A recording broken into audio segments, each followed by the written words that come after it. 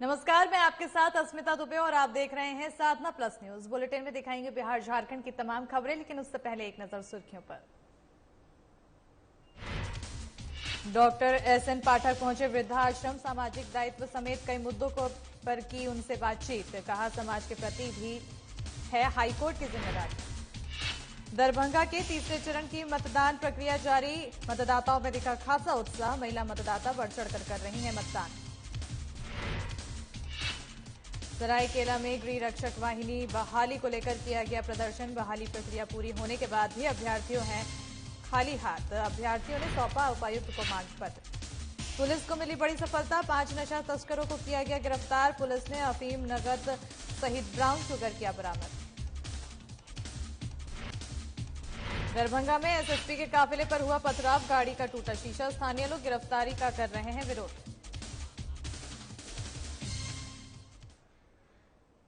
चलिए खबरों की शुरुआत करते हैं। Chief justice doctor Ravi Ranjan ने शुक्रवार को झारखंड हाईकोर्ट के नवनियुक्त न्यायाधीश गौतम कुमार चौधरी, अबुजनाथ नवनीत कुमार और संजय प्रसाद को पद और गोपनीयता की शपथ दिलाई है। बता दें कि शपथ ग्रहण समारोह झारखंड हाईकोर्ट परिसर में आयोजित किया गया था। चारों नवनियुक्त न्यायाधीशों के पद और गोपनीयता की शपथ लेने के बाद अब झारखंड हाईकोर्ट में न्यायाधीशों की संख्या 15 से बढ़कर 19 हो गई है। हालांकि अभी भी हाईकोर्ट में न्यायाधीशों के 6 पद रिक्त पड़े हुए हैं। बता दें कि जजों की कमी से केस की सुनवाई में देरी हो रही थी। ऐसे में अब जज की संख्या में बढ़ोतरी हुई है तो केस के सुनवाई में भी तेजी आने की उम्मीद है। बहरहाल शपथ ग्रहण समारोह के मौके पर झारखंड हाईकोर्ट के न्यायाधीश गण महाधिवक्ता राजीव रंजन, राज्य सरकार के वरीय अधिकारी, वरीय अधिवक्ता और नवनियुक्त न्यायाधीशों के रिश्तेदार मौजूद रहे।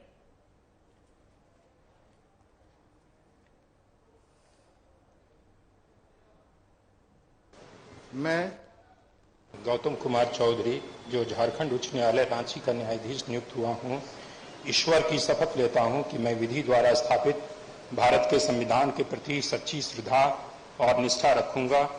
मैं भारत की प्रभुता और अखंडता अक्षुण्ण रखूंगा तथा मैं सम्यक प्रकार से और श्रद्धापूर्वक तथा अपनी पूरी योग्यता, ज्ञान और विवेक से अपने पद के कर्तव्यों का भय या पक्षपात, अनुराग या द्वेष के बिना पालन करूंगा तथा मैं संविधान और विधियों की मर्यादा बनाए रखूंगा। I Ambujnath, having been appointed as Judge of High Court of Jharkhand at Ranchi, do swear in the name of God that I'll bear true faith and allegiance to the Constitution of India as by law established, that I'll uphold the sovereignty and integrity of India, that I will duly and faithfully and to the best of my ability, knowledge and judgment perform the duties of my office without fear or favor, affection or ill will, that I'll uphold the Constitution and the laws. So help me God. I, Navneet Kumar, having been appointed as a judge of the High Court of Jharkhand at Ranchi, do swear in the name of God that I will bear true faith and allegiance to the Constitution of India as by law established, that I will uphold the sovereignty and integrity of India, that I will duly and faithfully and to the best of my ability, knowledge and judgment perform the duties of my office without fear or favor, affection or ill will, and that I will uphold the Constitution and the laws. मैं संजय प्रसाद, जो झारखंड उच्च न्यायालय रांची का न्यायाधीश नियुक्त हुआ हूं, ईश्वर की शपथ लेता हूं कि मैं विधि द्वारा स्थापित भारत के संविधान के प्रति सच्ची श्रद्धा और निष्ठा रखूंगा। मैं भारत की प्रभुता और अखंडता अक्षुण्ण रखूंगा तथा मैं सम्यक प्रकार से और श्रद्धापूर्वक तथा अपनी पूरी योग्यता, ज्ञान और विवेक से अपने पद के कर्तव्यों का भय या पक्षपात, अनुराग या द्वेष के बिना पालन करूंगा तथा मैं संविधान और विधियों की मर्यादा बनाए रखूंगा। झारखंड हाईकोर्ट के जज डॉक्टर एसएन पाठक से संवाददाता नवीन शर्मा ने खास बातचीत की है। दरअसल जज डॉक्टर एसएन पाठक बरियातो स्थित वृद्धाश्रम पहुंचे थे, जहां उन्होंने बुजुर्गों के साथ समय बिताया। इस दौरान संवाददाता नवीन शर्मा के साथ कई मुद्दों पर उन्होंने बातचीत की है।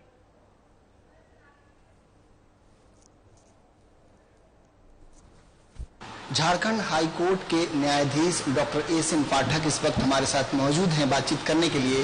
पहला ये कि बहुत कम मौका होता है जब आप सामाजिक कार्यक्रमों में शरीक हो पाते हैं, आम लोगों से मुलाकात कर पाते हैं, तो ये कमी कभी खलती है? नहीं, ऐसा कुछ नहीं है, क्योंकि हम लोग का जो काम है, हम लोग न्याय प्रक्रिया में सम्मिलित होकर लोगों को न्याय दे रहे हैं, तो ये बहुत बड़ा काम है और इससे संतुष्टि होती है।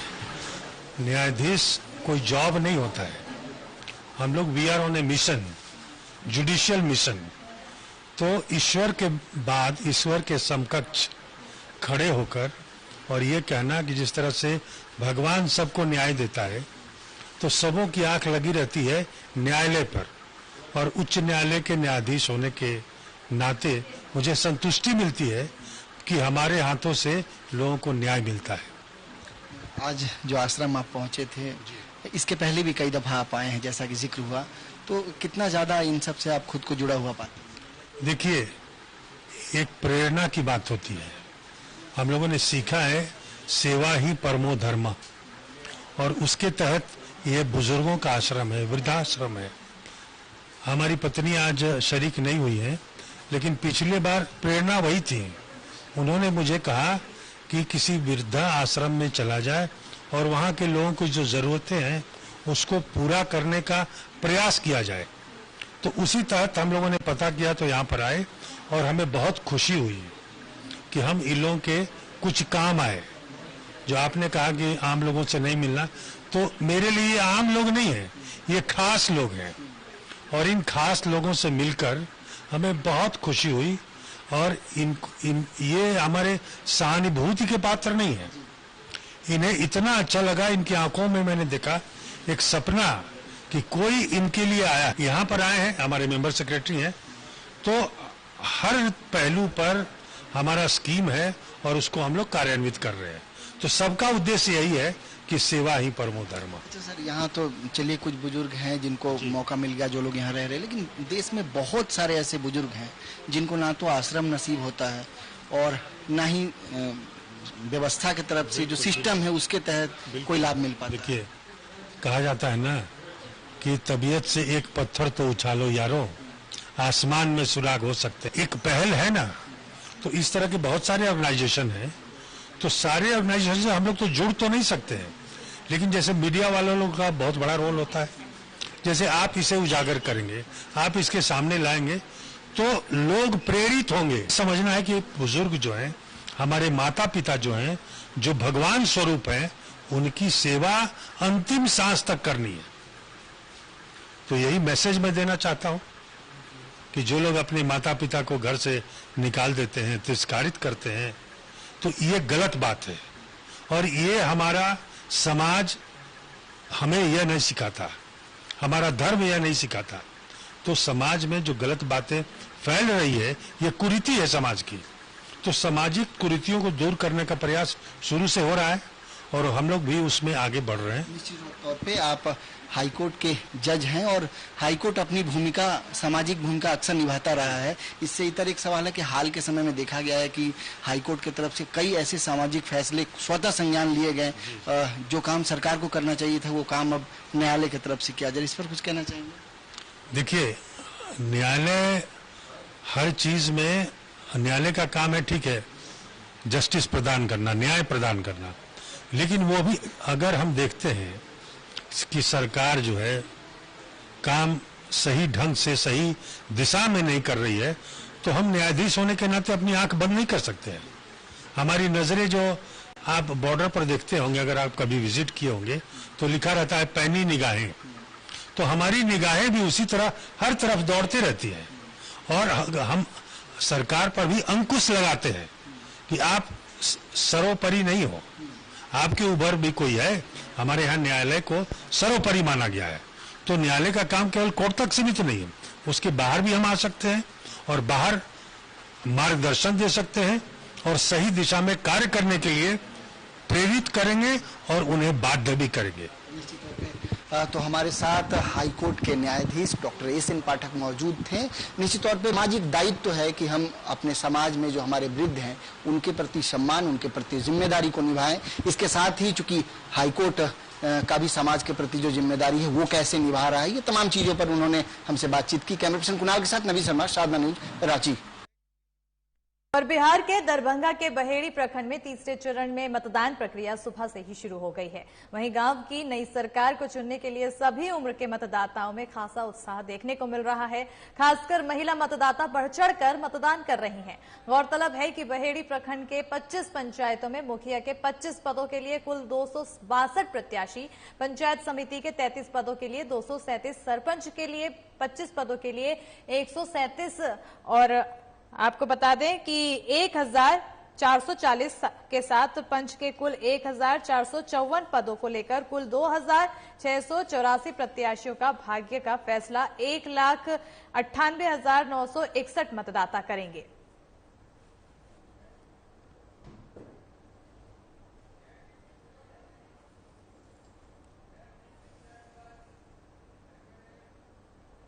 बिहार में पंचायत चुनाव का दौर जारी है। वहीं आज सहरसा जिले में कड़ी सुरक्षा व्यवस्था के बीच पतरघट प्रखंड क्षेत्र में तीसरे चरण के मतदान की प्रक्रिया शुरू हो चुकी है। सुबह से ही मतदाताओं की लंबी कतारें लगी हुई है। पंचायत चुनाव को लेकर खासकर महिला मतदाताओं में खासा उत्साह भी दिख रहा है।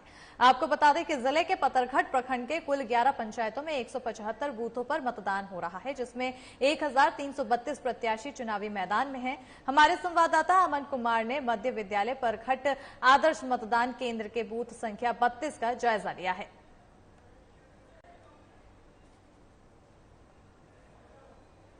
व्यवस्था के बीच सहरसा जिले के पतरघट प्रखंड में भी तीसरे चरण का मतदान सुबह 7 बजे से शुरू हो चुका है। 11 पंचायत के 175 बूथों पे जो है मतदान की प्रक्रिया जारी है। इस वक्त हम मौजूद है मध्य विद्यालय पतरघट आदर्श मतदान केंद्र पर। आप तस्वीर में देख सकते हैं कि महिला मतदाता जो है काफी उत्साह से लाइन में लगी हुई है और अपने मत के प्रयोग करने के लिए अपने बारी का इंतजार कर रही है। तो महिलाओं से जानने की कोशिश करेंगे इस बार जो अपने मत का प्रयोग करने के लिए आई है, आखिर किस उद्देश्य से ये अपना वोट डालेगी और किस उद्देश्य से ये अपने मत का प्रयोग करने के लिए आई है। किस उद्देश्य से मत का प्रयोग करने के लिए हम लोग आए हैं जो विकास पतरघट के करेगा उसी के लिए वोट डालेंगे और रोड सड़क पर बहुत अच्छा से बनाएगा, जो अच्छा से पतरघट को संभालेगा। और भी कुछ महिला इनसे भी जानने की कोशिश करते हैं कि कैसे लोगों के ये लोग वोट करेगी, कैसे लोग वोट कीजिएगा आप लोग। अच्छा आप वोट कीजिएगा वोट। हाँ सब ठीक। और कुछ भी हमारे साथ यहाँ पुरुष मतदाता, इनसे भी बात करेंगे। आप लोग युवा हैं और कैसे लोगों को वोट करेंगे। जो हमारे गांव का विकास करेंगे, आगे बनाने में हम लोग का हेल्प करेंगे, उन्हीं को हम लोग वोट का प्रयोग करेंगे, वोट देंगे। हाँ वोट देंगे, मतदान देंगे। काफी उत्साह है, बहुत से उत्साह है हम लोग। जलपान कर लिए, पहले मतदान करेंगे उसके बाद जलपान करेंगे। नहीं, पहले मतदान करेंगे तभी हम लोग जलपान करेंगे। और भी लोग हैं उनसे भी बात करेंगे। किस उद्देश्य से वोट करने के लिए आए हैं। हम जो है सोच रहे हैं कि जो हमको पंचायत को अच्छा तरीका से सेवा करेंगे और उससे हमको लाभ होंगे, उसी पे वोट डालेंगे। लोगों का साफ तौर पर कहना है, मतदाता का साफ तौर पर कहना है जो क्षेत्र का विकास करेगा, पंचायत का विकास करेगा, ऐसे ही लोगों को हम लोग वोट करने के लिए आए हैं। सुरक्षा व्यवस्था की बात कर ले, सुरक्षा व्यवस्था के चाक चौबंद व्यवस्था की गई है। पुलिस की जो तो लगातार तैनाती गई है और सभी तरह की मतलब पुलिस देखरेख कर रही है, किसी तरह की कोई जो है बात विवाद न हो, तमाम तरह के। हमारे साथ एक मजिस्ट्रेट साहब, इनसे ही बात करेंगे। सर, क्या व्यवस्था किया गया है और क्या व्यवस्था है। व्यवस्था बढ़िया है और अभी तक तो कोई दिक्कत नहीं रही है। सुरक्षा की बात की जाए तो सुरक्षा भी ठीक है हम लोग का। अभी इस सेंटर पर अभी कोई दिक्कत नहीं है। साफ तौर पर यह कहा जा सकता है कि तीसरे चरण के मतदान के लिए जो है जिला प्रशासन पूरी तरह से तैयार है और मतदान को सफल बनाने के लिए जिला प्रशासन तैयार है। अमन कुमार, साधना न्यूज, सहरसा।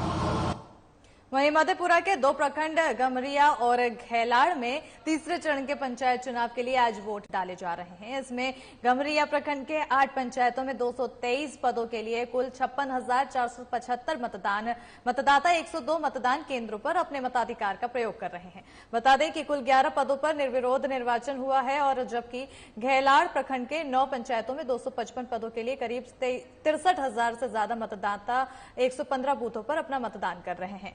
और आपको बता दें कि जिसमें 5 और वार्ड सदस्य शामिल हैं। इस तरह हर बूथ पर मतदान के ऊपर पुख्ता इंतजाम किए गए हैं। हमारे पीसीसीबी सेक्टर्स में स्टेट जोनल सुपर जोनल की व्यवस्था की गई है और आप भी देख रहे हैं कि लोग मतदाता बड़ी उत्साह से उमंग से आ रहे हैं, लाइन में लग करके पंक्तिबद्ध होकर के अपना मतदान कर रहे हैं। कहीं से कोई शिकायत सर गड़बड़ी की? कहीं से कोई शिकायत नहीं है, बहुत अच्छा से शांतिपूर्ण सभी बूथों पर मतदान प्रारंभ हो चुका है और मतदान हो रहे हैं।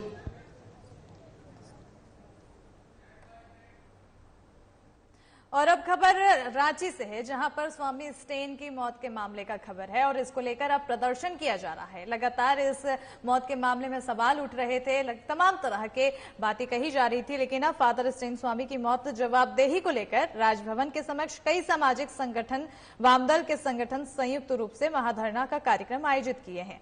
और इस कार्यक्रम में सामाजिक कार्यकर्ता दयामणि बारला, कई सामाजिक संगठन के कार्यकर्ता मौजूद हैं।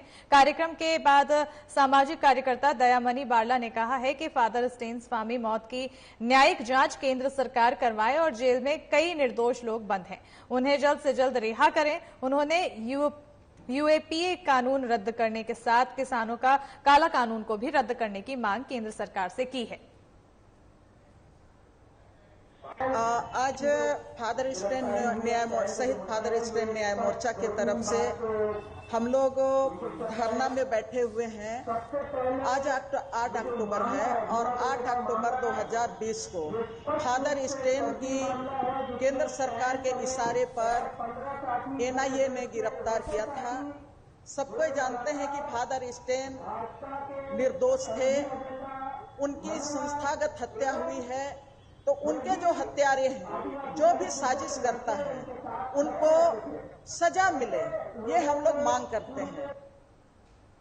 और खलारी के डकरा के निवासी बीजेपी नेता श्याम सुंदर सिंह को कांके विधायक समरी लाल ने खलारी प्रखंड के लिए अपना विधायक प्रतिनिधि बनाया है। खलारी बीजेपी मंडल ने श्याम सुंदर सिंह को इससे संबंधित पत्र सौंपा है और विधायक प्रतिनिधि बनाए जाने के बाद बीजेपी कार्यकर्ताओं के द्वारा सम्मान समारोह आयोजित कर विधायक प्रतिनिधि को सम्मानित किया गया है। और आपको बता दें कि विधायक प्रतिनिधि श्याम सुंदर सिंह ने कहा है कि उन्हें जो जिम्मेदारी मिली है उसका वो कर्तव्य निष्ठा के साथ पालन करेंगे।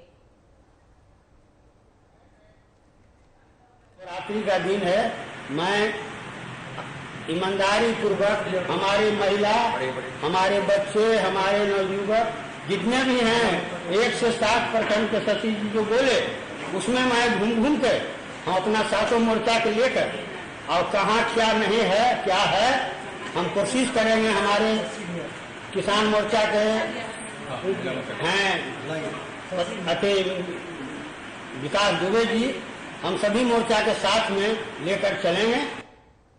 बढ़ते आगे, जहां बिहार में स्वास्थ्य विभाग के बड़े बड़े दावे और उसकी जमीनी हकीकत में अंतर देखने को मिल रहा है। मामला मुख्यमंत्री नीतीश कुमार के गृह जिले का सदर अस्पताल का है, जो इन दिनों सुर्खियों में है, जहां स्वास्थ्य विभाग की बड़ी लापरवाही देखने को मिल रही है। लाखों की महंगी दवाइयां कचरे के ढेर में फेंकी मिली। बताया जाता है कि मरीज वार्ड के बाथरूम के पास भारी मात्रा में दवा फेंका गया है, जिसका एक्सपायरी डेट अगले 2 सालों तक का है। जो दवा कचरे के डब्बे में फेंकी गई है, प्रत्येक दवा की बाजार मूल्य 2500 रुपए है। अब सवाल ये उठता है कि इसके लिए कौन जिम्मेदार है, अस्पताल या जिला प्रशासन? बताया जाता है कि कुछ महीने पहले भी सदर अस्पताल के सिविल सर्जन के कार्यालय के छत पर भारी मात्रा में दवा फेंका हुआ मिला था, लेकिन इस मामले में कुछ नहीं हुआ। बताते चले कि कार्रवाई नहीं होने से यहां के कर्मचारियों का मनोबल बढ़ा हुआ है।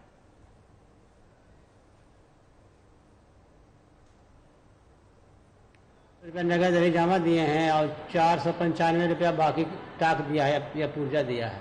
क्या ठीक है, मतलब क्यों पैसा दिया है? सुइया दवा के पर्चा थोड़ा दिखाइए, आई सीधा करके दिखाइए। आई पुर्जा है, एक पुर्जा दिया है, उल्टा है, सीधा कीजिए। और रांची के पूरी तरह से अनलॉक होते ही सड़कों पर गाड़ियां एक बार फिर से रेंगने लगी हैं।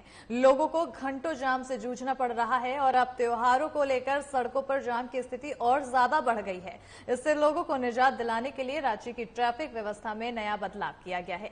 इसके साथ ही दुर्गा पूजा के दौरान सीसीटीवी कैमरे से निगरानी भी की जाएगी।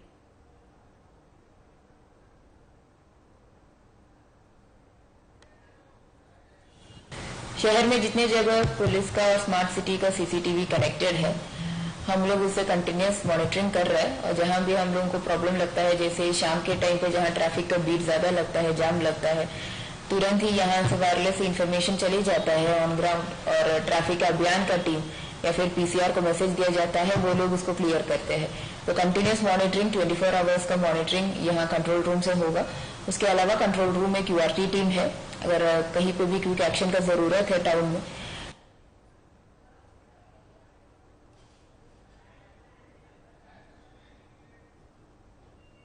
और अब एक बड़ी खबर इस समय दरभंगा से आ रही है, जहां बहेड़ी के हवाडीही बसकट्टी गांव में एसएसपी के काफिले पर कुछ असामाजिक तत्वों द्वारा पथराव किया गया है। इस पत्थरबाजी में पुलिस काफिले की एक गाड़ी क्षतिग्रस्त हुई है और पुलिस ने कुछ संदिग्ध लोगों को हिरासत में लिया था, जिन्हें छुड़ाने के लिए एसएसपी के काफिले पर की पत्थरबाजी की गई थी। और घटना के बाद घटनास्थल पर भारी संख्या में पुलिस बल के साथ एसएसपी ने पहुंचकर कई लोगों को हिरासत में लिया। और आपको बता दें कि बिहार में जारी पंचायत चुनाव को लेकर पुलिस अपनी सक्रिय भूमिका में है। बसकट्टी गांव का मतदान केंद्र 333 है। यहां पर एक कैंडिडेट विशेष के परिवार के लोग मतदान केंद्र के नज़दीक काफ़ी अपने समर्थकों का जमावड़ा लगाए हुए थे। उसमें से हमारी पुलिस ने 3 लोगों को प्रिवेंटिव गिरफ्तारी के लिए गाड़ी में बिठाया था। और जब पुलिस की गाड़ियाँ जाने लगी तो पीछे से कुछ लोगों ने पत्थर फेंक दिया, जो 2-3 गाड़ी पर पत्थर लगा है और कोई विशेष बात नहीं हुई है। मतदान जो है पूरी तरह शांतिपूर्ण तरीके से सुचारू रूप से जारी है, कहीं कोई दिक्कत नहीं है। कुछ लोगों को गिरफ्तारी किया गया है और कुछ लोगों का नाम आया है जिन्होंने पत्थर फेंका है, उनकी भी गिरफ्तारी जल्दी की जाएगी। दो गाड़ी पे नहीं, जख्मी कोई नहीं है। गाड़ी में बैठने के बाद जब प्रस्थान कर गए तब पीछे से पत्थर फेंका है, तो 2 गाड़ी का शीशा कुछ डैमेज हुआ है, कोई विशेष नुकसान नहीं है और कहीं कोई समस्या भी नहीं है।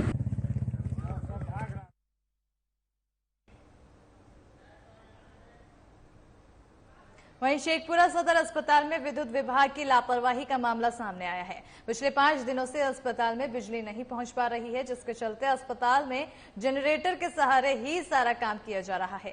बताते चले कि विद्युत विभाग में किए जा रहे काम के दौरान अंडरग्राउंड में लगी बिजली की तार कट गई, जिस वजह से शॉर्ट सर्किट हो गया और अस्पताल में बिजली पहुंचना बंद हो गई। बिजली का दिक्कत है अस्पताल में, इसका सूचना जो बिजली विभाग को हम दिए हैं। प्रॉब्लम हुआ था कि जो ट्रांसफार्मर लगाने की तरफ बिजली विभाग के द्वारा जो फॉल्ट डाला जा रहा है, सदर अस्पताल का जो ट्रांसफार्मर है उसके सामने जो अंडरग्राउंड में वायर गया है, उसी पे उन लोगों ने गड्ढा कर दिया और अंदर का वायर शॉर्ट होकर पूरा बिजली खराब हो गया। हम लोग सूचना दिए हैं तो उन लोग के द्वारा अभी तक तो कुछ कार्रवाई नहीं हुआ है। झारखंड सरकार में गृह रक्षक वाहिनी के लिए 2019 में निकाले गए बहाली के बाद चयनित उम्मीदवारों का अब तक नियोजन नहीं हुआ है, जबकि सारी प्रक्रिया को अभ्यर्थियों ने पूरी कर ली है। सिर्फ बुनियादी प्रशिक्षण की प्रक्रिया रुकी हुई है। इधर सरायकेला के चयनित अभ्यर्थियों ने नियोजन और प्रशिक्षण की मांग को लेकर शुक्रवार को जिला मुख्यालय के पास जोरदार प्रदर्शन करते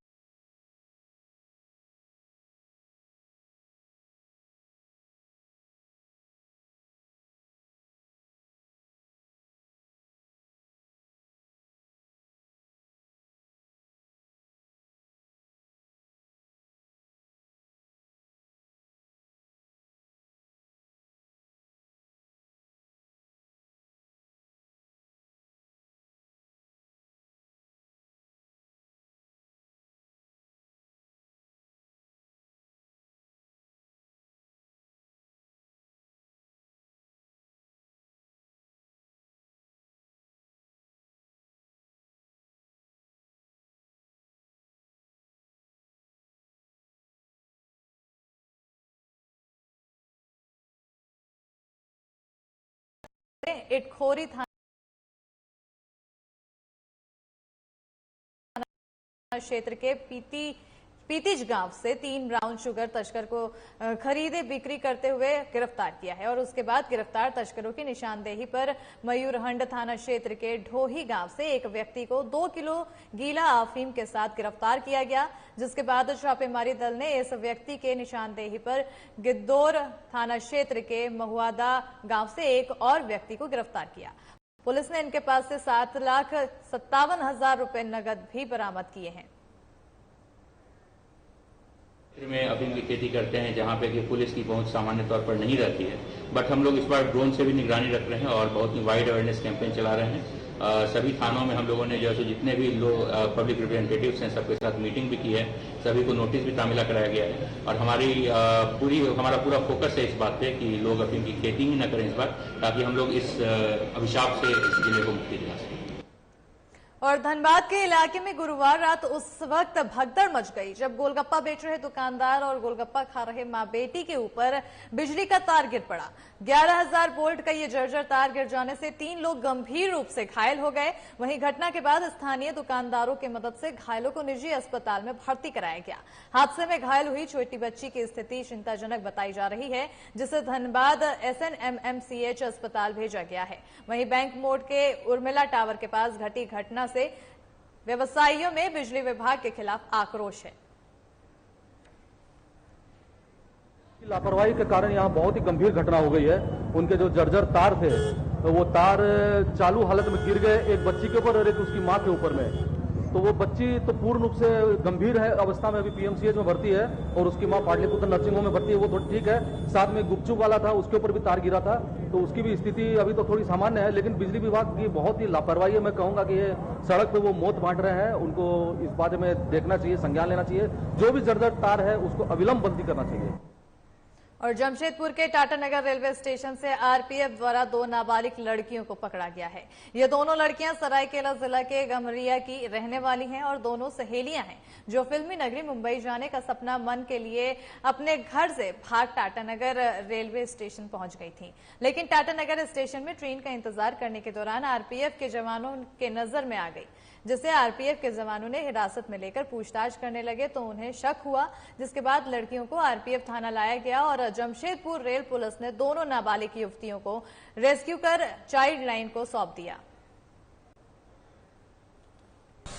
शाम के करीब 5:30 बजे प्लेटफॉर्म नंबर 3 पे हमारी क्राइम प्रिवेंशन टीम को 2 लड़कियां बिना किसी गार्जियन के अकेले घूमते हुए मिली, जिस समय गीतांजलि एक्सप्रेस आई हुई थी।